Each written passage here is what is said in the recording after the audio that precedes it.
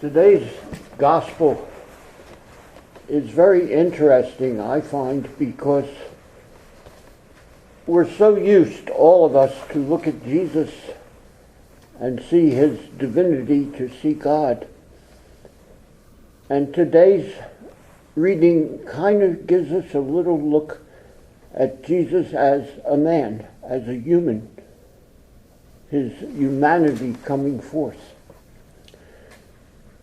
As he goes into Tyre and Sidon, he meets the Canaanite woman, and we see his upbringing as a Jew starts to come out. We see a little bit of his prejudice. We see he sees that as a Jew, his mission was to Jews. He sees a woman come up, and women don't come up unescorted to greet a man. That's unheard of. Even today in the Middle East, women are subservient, and they would never approach a man unless their husband or a group of other women were with him. And when she comes, he responds as a typical Jew would by insulting the woman, and in fact, he even called her a dog, which was probably the harshest thing he said in all of Scripture. Yet the woman's retort was kind of neat. She said, even the dogs eat what falls on the floor or is thrown on the floor. And Jesus, the man, saw something that stirred him as a man, and that was the woman's faith. He saw that she believed in him. She saw that God had power, even though she wasn't a Jew. And it was like an understanding within him as a man that his mission was not only to Israel, but to all believers. Because God was the creator of the whole world, all men, all women.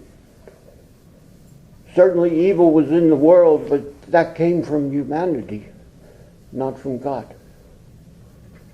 But Jesus was there to save everybody. And we see that as a man, he started out as an infant and grew in wisdom and knowledge and age.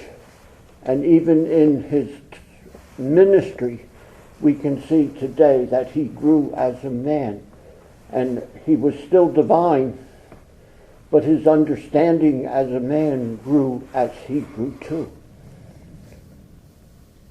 So today our issue is faith, the faith the woman had. Faith is what carries all of us in our life. God calls us in faith to reach out in love, to welcome all, to come to him. It is our job as Christians to love and welcome others. Not all of us are world travelers. Not all of us can go out to all the world. Not all of us can be missionaries. But think about our week, our day. How many people do we see each day, each week? What is our comportment? What kind of person are we? Do we walk around with blinders on and we don't see what's around us? Do we ignore the homeless? Do we ignore those who are hungry? Certainly there are phony people out there trying to take us over. But that's not the point. We should know there are hungry, there are homeless, and we can make a difference. But my thought today is one time a week maybe.